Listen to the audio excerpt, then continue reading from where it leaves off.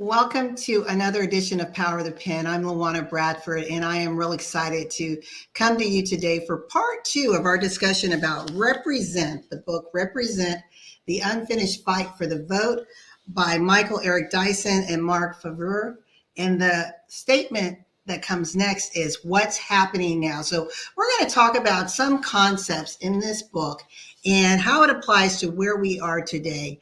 And the we I'm talking about is I have an amazing guest, retired Lieutenant Colonel Ricky J. Spann, who is an author, speaker, advocate for civil rights and human rights. And he is out there beating the pavements, having people to ensure that not only are they registered, but that they understand what's at stake, what they're voting for, how to vote. And we'll get deep into that.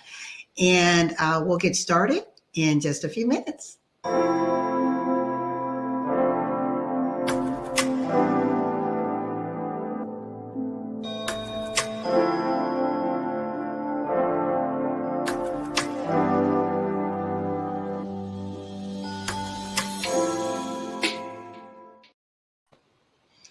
How's it going, Rick?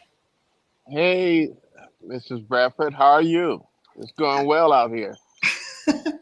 Fantastic. I'm looking at you. You're coming at us from sunny Arizona, and I see we fight back.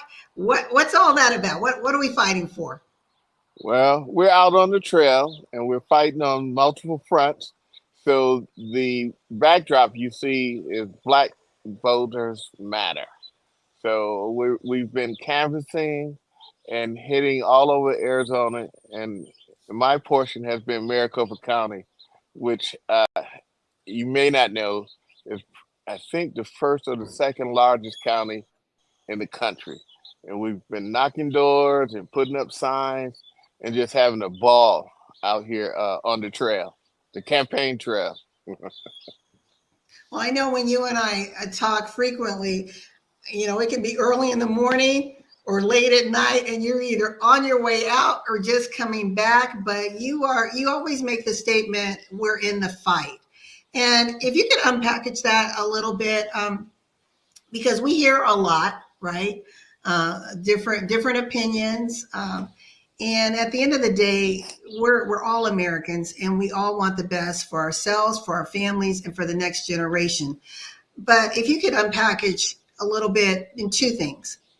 Number two, we hear we're fighting for democracy, right? Both sides of the aisle. Everyone's saying we're fighting for democracy. What does that really mean? And then when you say we're out fighting, what does that mean to you? So, to those of you that don't know, I was in the military for over 24 years, and being in the military as an Army officer, I was trained to fight the adversary.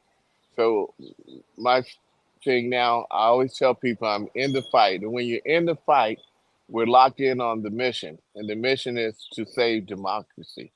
So a lot of people talk about who do you support, what candidate, up or down, yada, yada, yada. But in the fight is I'm fighting for the mission to save democracy. So even though I have my preference as far as a candidate, but my preference is which candidate could best protect democracy in this particular battle. When I say battle, this battle is for the 2024 presidential election. So in the fight for me is which candidate can better support the mission of sustaining our democracy. So when I say I'm in the fight, I'm laser focused on the mission at hand, which is to get the voters out that could best support the mission of saving democracy. I love that. We're going to take a quick break and we'll be right back. Power of the Pen with LaWanna Bradford, expanding the impact and influence of authors from around the world. If you want to change the world, pick up your pen and write, said Dr. Martin Luther King Jr. Books are uniquely portable magic. Power of the Pen spotlights authors from around the world. Listen as authors share messages that educate, motivate, inspire, and entertain. Join us each Sunday at 2 p.m. Eastern on e360tv.com. Well, to our viewing audience, I'm excited that I have a longtime friend and business partner, retired Lieutenant Colonel Ricky J. Spann here. As he mentioned, he is not only a veteran, but he's a veteran of advocacy and being on the front lines and fighting for our rights, for our freedoms, preserving those liberties. And we are going to talk a little bit about some things that are outlined in this book, The Unfinished Right for the Vote. It's represented by Michael Eric Dawson and Mike Favreau. But we're taking it from the angle of what's happening now. And Rick, in this book, I love it because they take us from 1776 to today. And what I find interesting, you know, when you're listening to the different media outlets, it seems to be this battle back and forth, right? Freedom. What's freedom and who gets it? And back then, you had a select few who outlined the Constitution and identified what freedom meant and who was able to vote. And back in 1776, what were they fighting for? They were fighting for freedom. They were fighting for their rights. But somehow, in drafting up our Constitution, certain people were left out. Hence, we have all these amendments that have taken place. And I hear some people say, you know, everyone has the rights. There's nothing, you know, we keep going back to the past. Why do we keep bringing up the past? But we know that the past, if we don't harness it in the right way and learn from it, it can have a tendency of repeating itself. And what I want you to do a deep dive in for us, Rick, is we know that there were voter restrictions. Then it opened up. Then they were restricted again. Then it opened up. So whether you look at the 19th Amendment, 15th Amendment, but then it was restricted again. Then states were able to do things independently, which created more restrictions. And the most recent one is, I want to get this right, this is in 2013, the Supreme Court decision, the Shelby County versus Holder, which now gives the total control of who votes, how they vote, and guidelines to vote back to the states, where after 2013, Rick, 29 of the states quickly started shifting and shuffling and changing their laws. And it resulted in 93 new guidelines on the books. So I'm going to toss it to you to unpackage that for us. So, as you stated, that when this country started, it was written by a few white landowners. And though they were forward thinkers, they were also landowners and businessmen, and they had a dual meaning when they wrote the Constitution. They wrote freedom for everyone. However, they put in amendments and stipulations that only preserved the freedom of those white landowners. All the other separate ethnicities, genders, and all that, in the founders' thinking, it wasn't their time to be free. However, in order to get the different states, as you will, to buy into the Constitution, they wrote it knowing that if the white landowners in all these states thought that they had some safeguard to keep their power and their wealth, so they worded the Constitution to let the people know at the time that they will always be in charge. And if you go back and read the Federalist Papers and all the other origins of the discussions of how our Constitution was formed, you find out that a lot of people just wanted to keep their power and wealth. They didn't want to share it. And though we had millions of people in the country at the time, they didn't want to grant freedom to them because it might affect their wealth and power. However, they couldn't put that into the Constitution. So they broad brushed it and said freedom for this, freedom of speech, freedom for that. But then they did the eye blink in the Constitutional Convention, like we're really talking about wealthy white landowners. And they went back to sell it to their states and the different cities of the time. And the city people, not knowing all the details or the nuances of the Constitution, they agreed, and therefore we ratified the Constitution. And a lot of people thought they were free. But at the time, as you mentioned, uh, women were not free, blacks and other minorities were not free, slaves were still slaves because they couldn't get all the rich white founders to actually include black people as free people inside the Constitution. Now, that being said, they were smart. Some of them were actually very good people. And they thought, well, down the road, the other people that come after them, meaning people like us, will fix the Constitution. The Constitution was always and is a dynamic living document. A lot of the people nowadays, in present day, and you mentioned Shelby case and all that, as we gained rights, the individual sections of society fought for those rights, the right to vote, the women's suffrage, freeing the slave. As we fought for those rights, the that spirit of the original white landowner still wants to protect their superiority. We call it white supremacists today. They wanted to protect that. Now, the current fight is that they see that the intent of the Constitution is to include all people. As we gain our rights, we're getting free. The Constitution is an aspirational document, and so we're getting freer and freer. But with the Shelby, it sort of reversed that. It's like, wow, blacks are getting too powerful, Hispanics are getting too powerful, the population is growing, and now our representative republic is giving people other than white people more equal power based upon sheer numbers. So Shelby is Let's pause right there. Let's break it down a little bit because we're talking to all generations, and some people are voting for the very first time.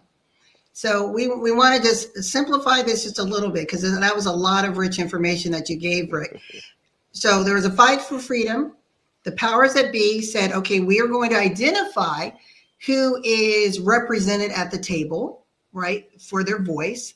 And it happens to be white, male landowners. correct. But the Constitution is for all people, technically. And then you said, after all of this fighting, because again, we can talk for hours and hours about this, all of this fighting for rights and representation, different groups were slowly awarded it. However, they still allowed restrictions, right? So it's like if I'm a black man and I have the right to vote, then a state could say, but are you a landowner? Or can you pass, do you have the money to pay for poll taxes? So some people had to pay in order to vote. And then they had, deeper stipulations in that. You had to be able to have shown proof that you had paid into the vote for 3 years to vote in the presidential election. Or they may have put in place, well, we can't really say we're excluding you, but we're going to say you have to pass certain literacy tests in order to vote. It sounds like that was so long ago, Rick, but now I toss it back to you to talk about the Supreme decision in 2013, the modernized version of those same restrictions that we're facing today. So, as you mentioned, when they wrote it sort of blind, and basically the interpretation depended on who was reading the Constitution, or in some cases hearing it because they couldn't read, and their understanding of it. And they knew that most people as in legal terms, most people don't understand the meaning of certain words and the context those words were using. The, the founders did. And if you go back and you study some of their papers, they deliberately wrote it as such so that slaves who couldn't read, who couldn't understand, so they would have to get an interpretation from someone else who probably was not much more education than they had, and then they had women who had absolutely no rights. Uh, in the case of white women, they thought they were included under their white husbands. The landowners knew that not to be true. But in order to get this country to form itself or to align itself and make this agreement, they had to write it so that most people wouldn't understand it. So you bring it forward, all the things we fought for, the 1964 Civil Rights Act, 1965 Voting Rights Act. Uh, I was born in 1957, which is not long ago.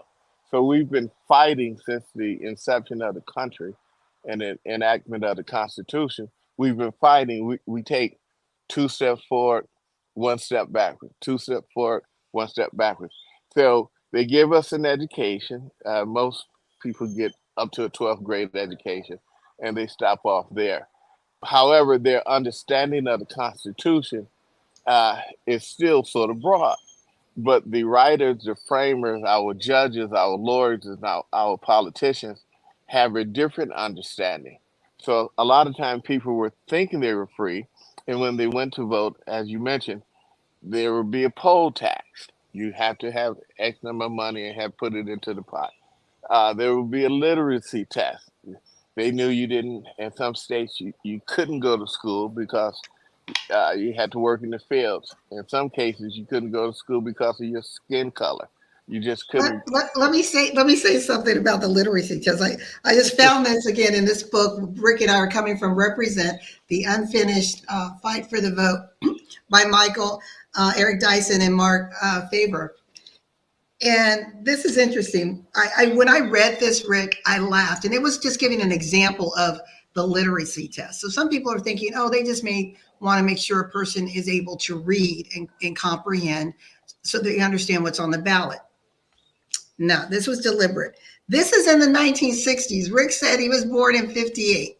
1960s. I was born in 64. This was happening in Alabama. Well, actually throughout the United States, but this one is actually from Georgia. Currently, I'm in Georgia. This was the question on the literacy test. How does the Constitution of Georgia provide that a county site may be changed? Now, the county courthouse representative or official was the one to determine if you answered the question correctly. This had to be your answer. By a 2/3 vote of the qualified voters of the county, voting at an election held for that purpose, and by a majority of the vote of the General Assembly. Reference Article 11, Section 1, Paragraph 9 of Georgia State Constitution Code, Section 2-7809. That's what you were tested on. So I don't know about any of you, but I know I wouldn't have passed that one. So, Rick, back to you. So it's funny you should say that because even to this day, I would bet you that 99% of the people in the country has never read their state constitution. I bet 99% of the people don't know that the state is a corporation, it's chartered. The federal government is a corporation, it's chartered. They have constitution and bylaws. Our nation is built on laws. Now, if you go to school, K through 12, in no class that I ever had, and no, regardless of the state that I was in at the time, because as LaWanna said, I'm 57, so and I was in the Army, so I traveled a lot. I've been in various states, and I voted in those states. Now, I'm voting based upon third-hand information.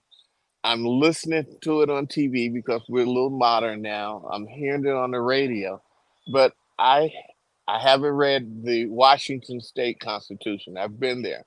I haven't read the Michigan Constitution.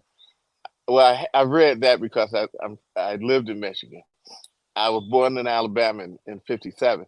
I never read the Alabama Constitution. So now, when you, when they say you have to know these things, some people move into the state, military people move in and out of state constantly. But the laws, because we're a nation of laws, the laws and procedures are established by that state, that city, that county. So when you go to vote for what have you, they set the rules by which you vote. Now they don't tell you that you should know or you should read the state or the county or the federal constitution before you come there. However, for the literacy test, they would ask you questions that only the writers, the inscribers would know because they wrote it. So the tendency is that most people, even though they may have a K through 12 education, they're still illiterate as to the political process and the way things work in the state. And I find that to be totally true to this day. And let me add that. So you're right. Most of the people back then would not have been able to pass that literacy test. Hence, they brought in the grandfather clause, which basically stated, well, okay, I know you may not be able to pass, but if your grandfather voted, right, and if you happen to have paid your poll taxes, then we're going to grandfather you in. So it's okay if you're not going to pass. But for African Americans and others who may not have had their freedom, the likelihood that their grandparents, people of color, voted was slim to none, right? I want to take a quick break, and then I want to get into something that has recently happened, and I want to share my lived experience, and then to turn it over to you to really bring this home for us. Be right back.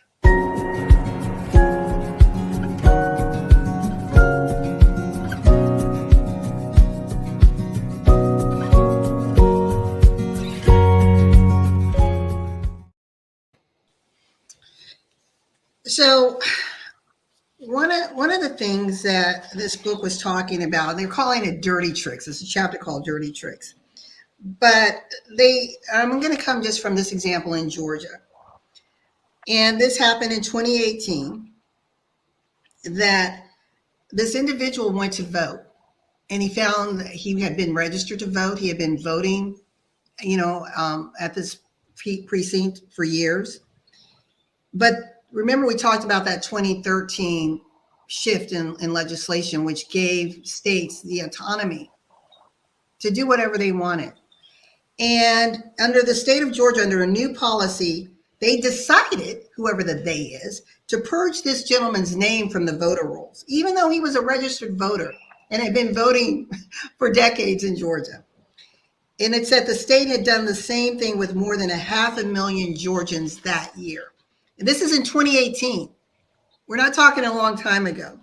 Now, Rick, you and I talked about my example, and I'm going to just toss this over to you because I know you've got many more stories. In 2020, I went to vote here in Georgia. I go where I normally go, and they give them my ID. They're like, nope, you're, first of all, they said, no, you're not registered to vote. I'm like, whoa, what are you talking about? They said, no, you're not registered. I'm like, yes, I am. And they look at my registration card and they look at my ID. They said, nope, you can't vote here. And I'm like, what are you talking about? They said, well, your registration card has LaWanna Gail Bradford. Your license says LaWanna G Bradford. It's got to match. So that was one of the changes that Georgia made, that the exact word, spelling, hyphenization of your name has to be an exact match. If there is a period or a dash, it needs to be reflected. And I thought, are you kidding me? Fortunately, I had my I was able to go back home and get my passport that was an exact match. So I'm like, phew. Well, I thought that was it. They're like, well, okay, that's good. You've got the exact match, but this isn't your precinct. I'm like, excuse me, when did my precinct change?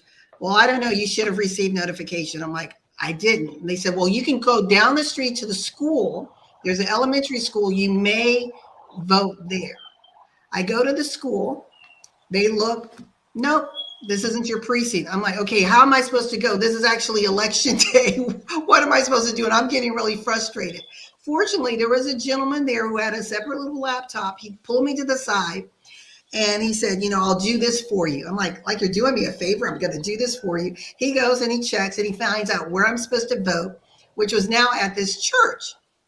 I'm like, okay, I just went 3 stops. And Rick, I was persistent, but how many people, first of all, after you told me my name didn't match, would have just said I'm done. And after going to not 1 precinct, but 2, and you're saying it's not my precinct, would have said, well, I'll go to the 3rd. So I'll toss that to you. So that's my lived experience just from 4 years ago. So you mentioned dirty little tricks, and I would say that they're dirty tricks, but they're not little. Every state, every county, every city gets to put their tricks in. So just yesterday, a person called me, oh my God, I've been marked inactive to vote in this.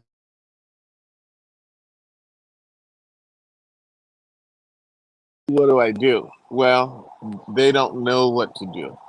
And that's the intent of the trick, that you won't know what to do when you're faced with those kind of things.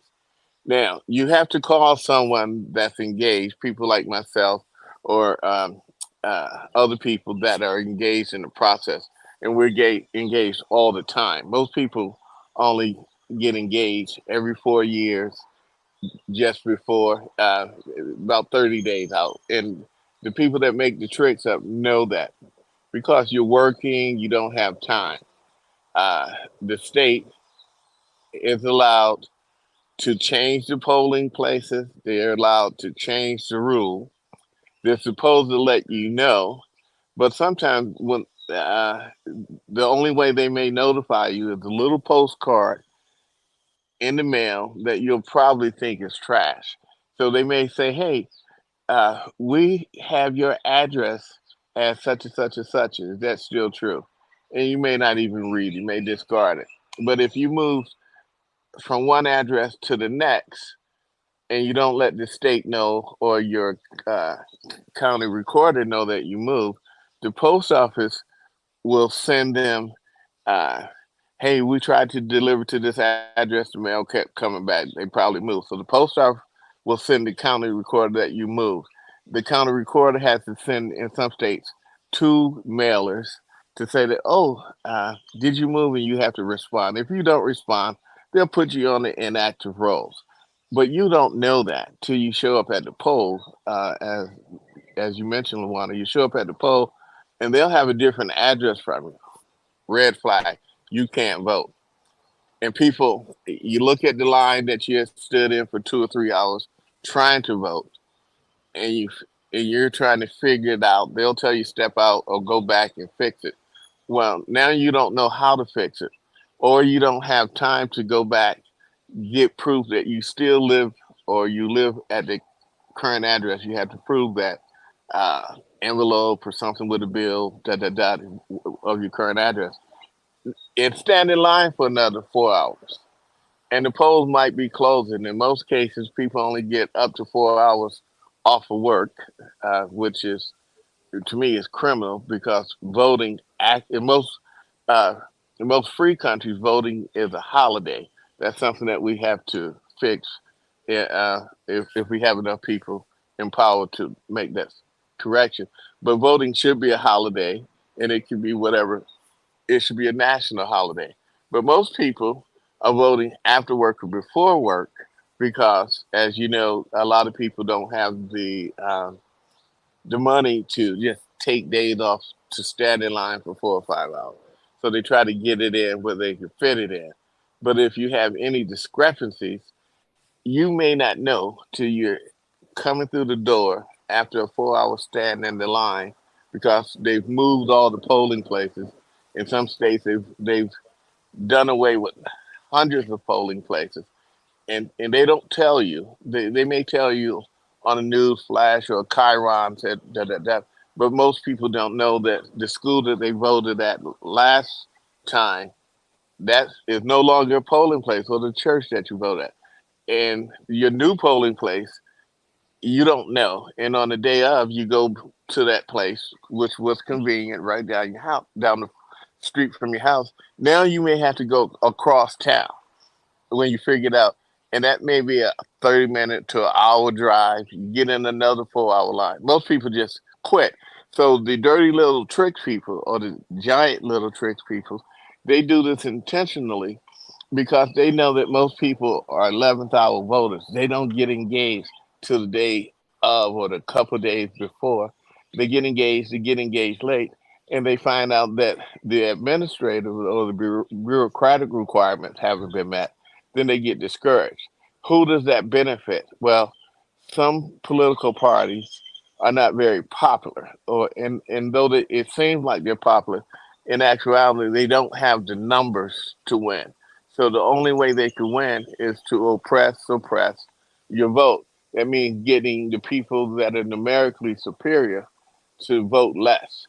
So if Let's just pause right there. I just want to let everyone know we're here with U.S. Army retired Lieutenant Colonel Ricky Spann, and we're coming from the book by Michael Eric Dyson, and Marc Favreau, talking about represent the unfinished fight for the vote.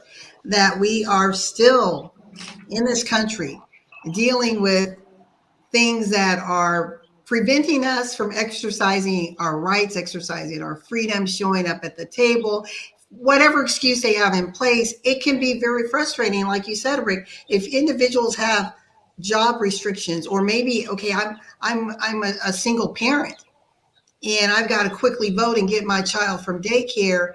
It makes it challenging. And I hear so many people say, I really don't think it's really going to matter. But it's not just the presidential election that's at stake. It's what's happening within your state. Like you said, you gotta read and show yourself approved, or have someone help you understand all the things that are on the ballot. I have here that if you want information about your voting rights and guidelines, you can go to canivote.org, canivote.org.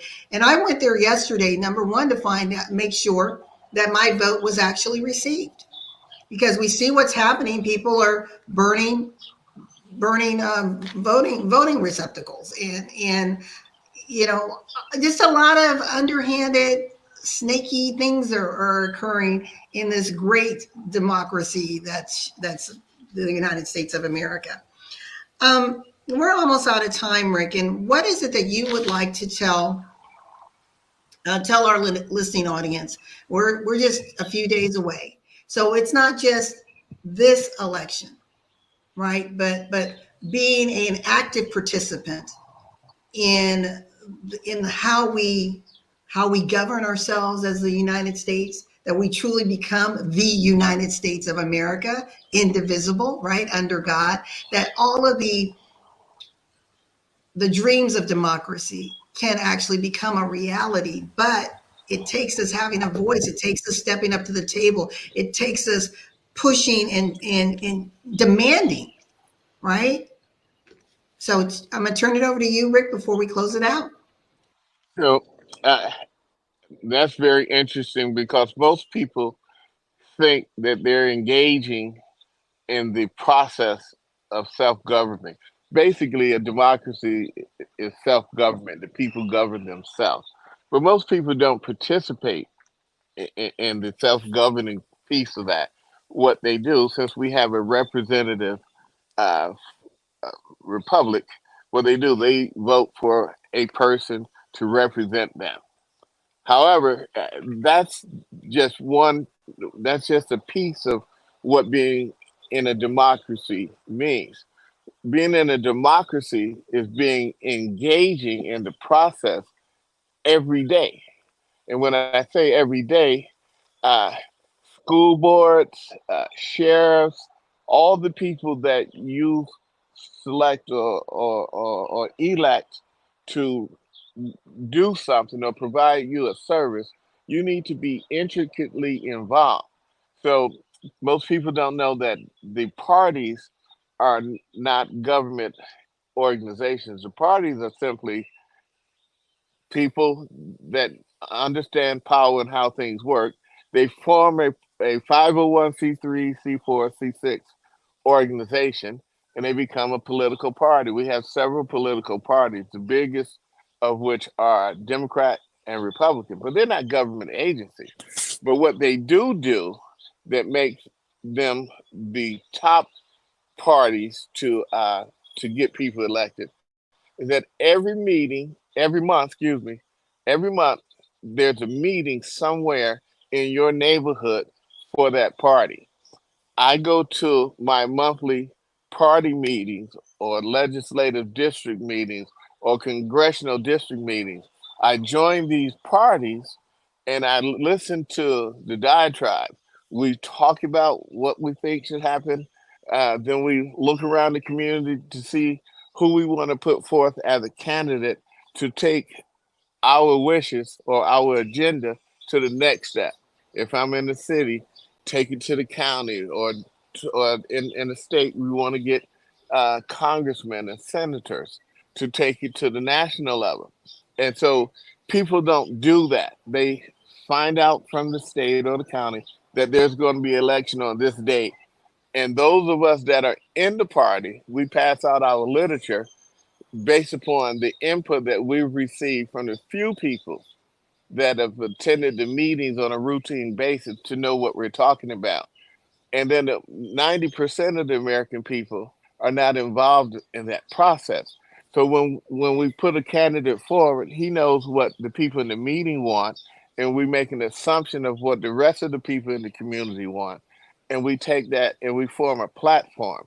Once we form the platform, we take it to all the different levels and we get up there and we have to compete against all the states and all the congressmen and senators from other states against their platform because money is finite and the federal government, state government could only do so much.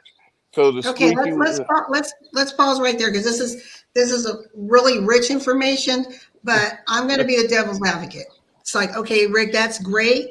That's your jam. I'm just concerned about the well-being of myself and my family. I just want to protect my vote.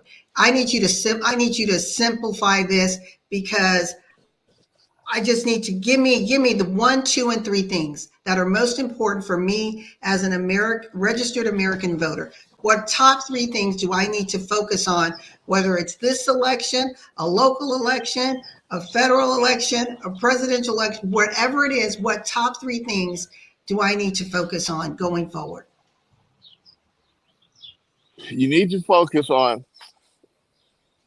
what your politic is, what party support the views and ideas that you want to get enacted.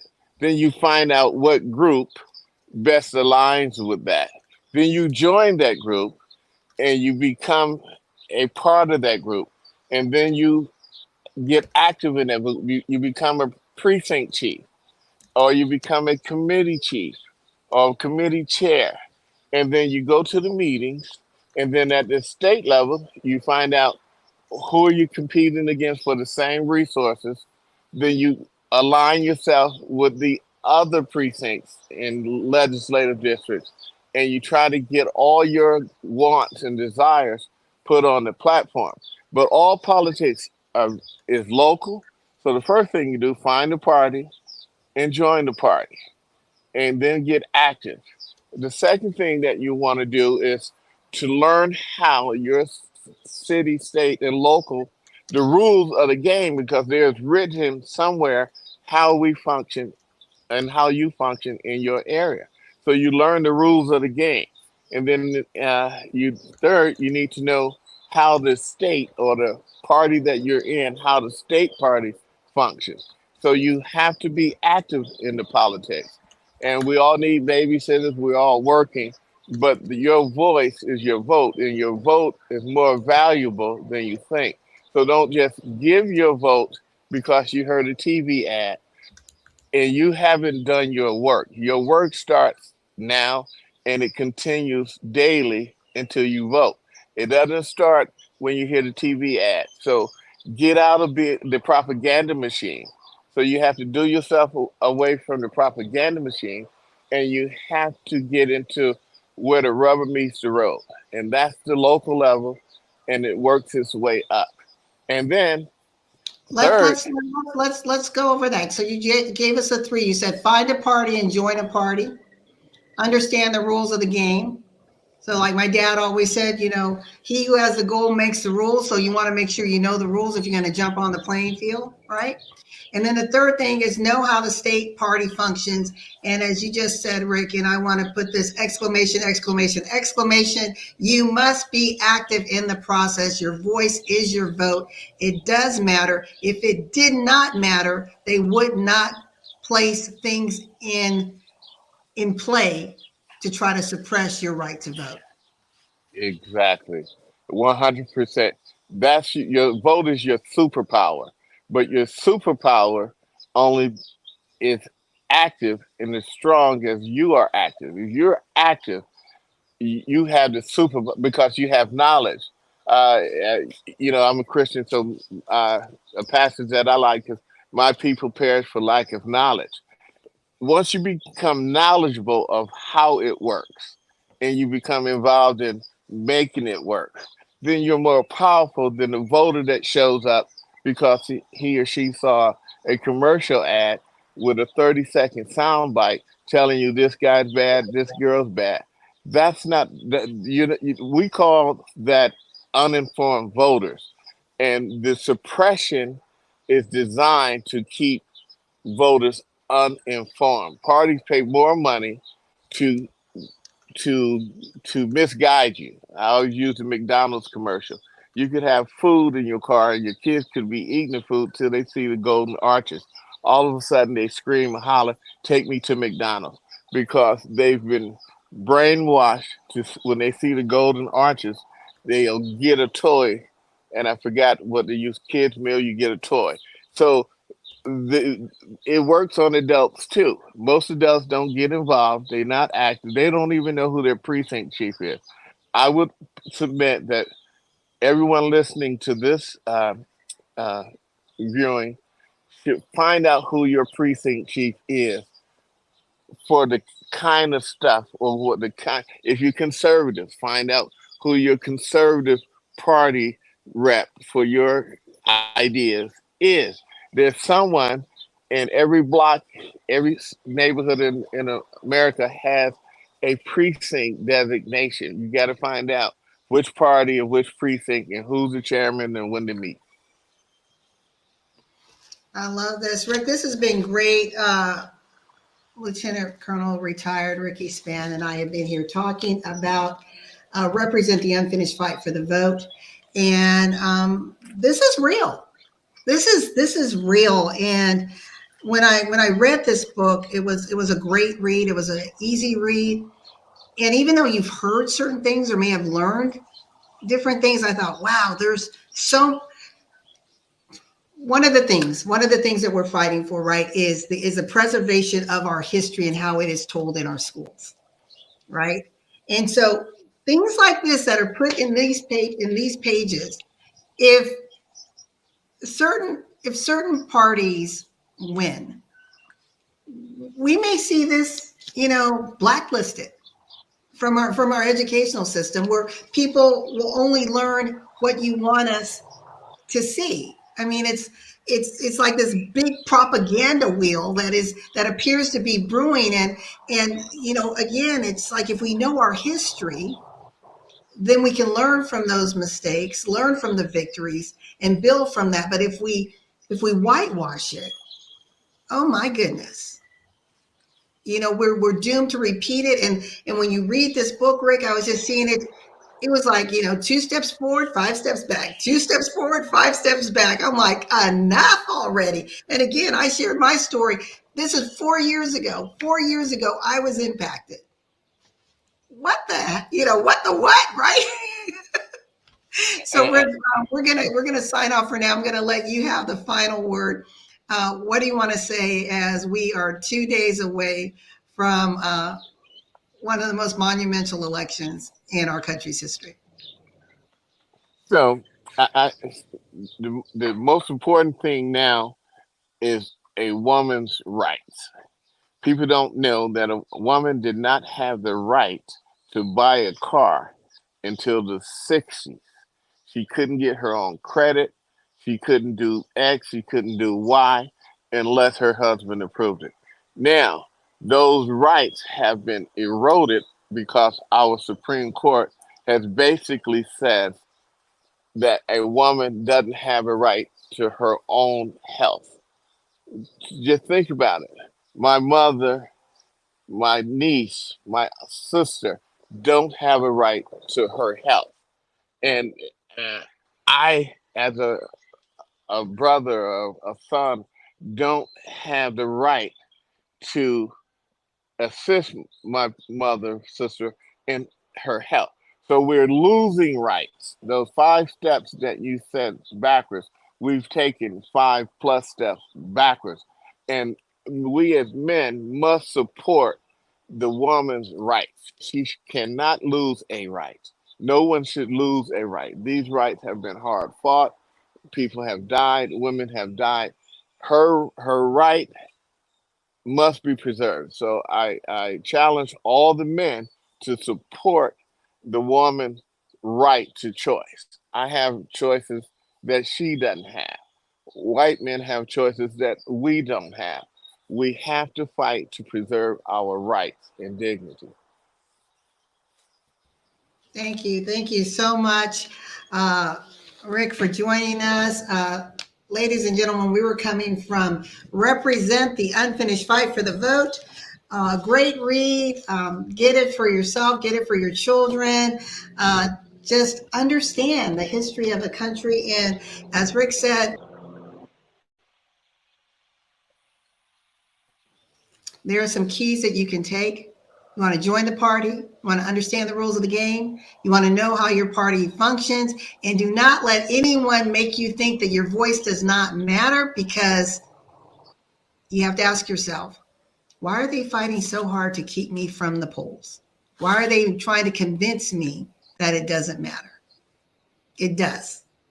And so with that, I want to thank you all for joining us for another edition of Power of the Pen. Thank you, Rick, for being a part, taking time to step off the trail for just a little bit to share with us. Greatly appreciate it. And we will see you all next week for another edition of Power of the Pen. Be blessed and make sure you vote. Thank you. Bye Back for on the now. trail. Bye.